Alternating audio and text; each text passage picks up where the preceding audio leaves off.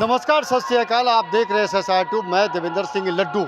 इस वक्त मैं सिखों के 10वें गुरु गोविंद सिंह महाराज की जन्मस्थली में।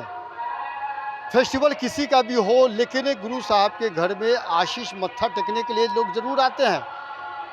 आज बहुत खुशी और ख़ास करके संगतों के लिए हर्ष का विषय है। जब देखा जाता है तो अब से कुछ दिन पूर्व शहीदी गुरु पर्व पर गुरु के बाग से जागृति यात्रा के तहत एक भव्य रूप से नगर कीर्तन और संगतों के टोली के साथ में देश के विभिन्न राज्यों से गुजरता हुआ कि आज प्रबंधक कमेटी के अध्यक्ष सरदार जगजोत सिंह सोही जी और DRM साहब के साथ में टेलीफोनिक बात हुई है। उस टेलीफोनिक बात पे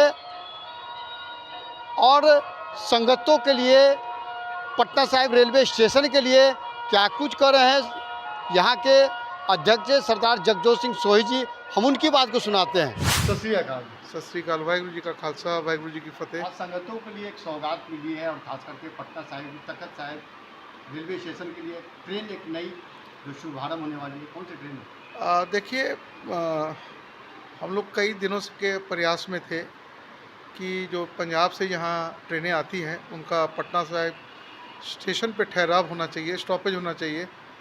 तो काफ़ी कोशिशों के बाद ये चीज़ आज सुन के हम लोग को DRM साहब का फ़ोन भी आया और हम लोग रेलवे राज्य मंत्री श्री रवनीत सिंह बिट्टू जी का धन्यवाद करते हैं कि जिनके विशेष उपराला से जो पिछले कुछ दिन पहले एक दिल्ली में हाई लेवल मीटिंग चेयरमैन के साथ हुई थी, तो आज DRM साहब ने ये बताते हुए बड़ी खुशी हुई कि भी एक तो जो गुरुमुखी एक्सप्रेस है उसका पटना साहिब में ठहराव आज अब से शुरू हो गया है। तो 2 तारीख को जो ट्रेन जो आएगी उसका पटना साहिब में ठहराव स्टॉपेज हो गया है।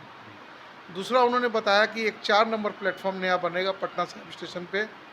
स्टेशन का ब्यूटिफिकेशन, स्टेशन पर एस्कालेटर और एक शायद वो लिफ्ट क्या बता रहे थे वो हो रहा है। और इसके अलावा जो उन्होंने बताया है कि अकाल तख्त सप्ताह में अब 4 दिन चलेगी। ये शायद जनवरी से उन्होंने किया है कि 4 सप्ताह में 4 दिन वो अकाल तख्त साहब यहाँ से उसका परिचालन होगा। और इसी हिसाब से एक जो ट्रेन आती है कैपिटल पाटलिपुत्रा, चंडीगढ़ से पाटलिपुत्रा स्टेशन पर, उसका अभी विस्तार हाजीपुर हुआ है। लेकिन आने वाले दिनों में जब 4 नंबर प्लेटफॉर्म रेडी हो जाएगा तो वो ट्रेन आके पटना साहिब स्टेशन पे ही समाप्त होगी, जैसा उन्होंने आज बताया है। तो ये आज 4-5 चीज़ें उन्होंने बताई हैं जो मैं आपके साथ शेयर कर रहा हूं और बताते हुए बहुत खुशी हुई है। और मैं धन्यवाद करता हूं भारत सरकार का, विशेष तौर पे रेलवे राज्य मंत्री श्री रवनीत सिंह बिट्टू जी का, रेलवे चेयरमैन साहब का, रेलवे मंत्री जी का, जिनके सहयोग से ये सारा कुछ हो पाया है। तो संगतों को कोई परेशानी नहीं होगी आने वाले दिनों में। देखिए, जब गाड़ियों का स्टॉपेज है, अभी 2 दिन पहले भी स्टॉपेज हुआ था कटिहार वाली गाड़ी का, इसका हो गया है गुरुमुखी का। अब आने वाले दिनों में कुंभ एक्सप्रेस का भी यहाँ स्टॉपेज होगा। तो कहने का है कि भी जब गाड़ियों का स्टॉपेज होगा तो संगत को सुविधा मिलेगी, क्योंकि पटना बड़ा शहर बन गया है। तो पटना साहिब से तखत साहिब आने में 5-10 मिनट में संगत आ जाया करेगी। तो ये एक मतलब संगत के लिए सुविधा होगी कि 2 अक्टूबर से गुरुमुखी एक्सप्रेस का ठहराव पटना साहिब रेलवे स्टेशन पे किया जाएगा। वैसा मानना है कि DRM साहब और जगजोत सिंह सोही जी से टेलीफोनिक बात पर तमाम तरह से अवगत कराए हैं। मसलन जो अभी प्लेटफॉर्म 3 है तो 4था प्लेटफॉर्म का निर्माण कराया जाएगी।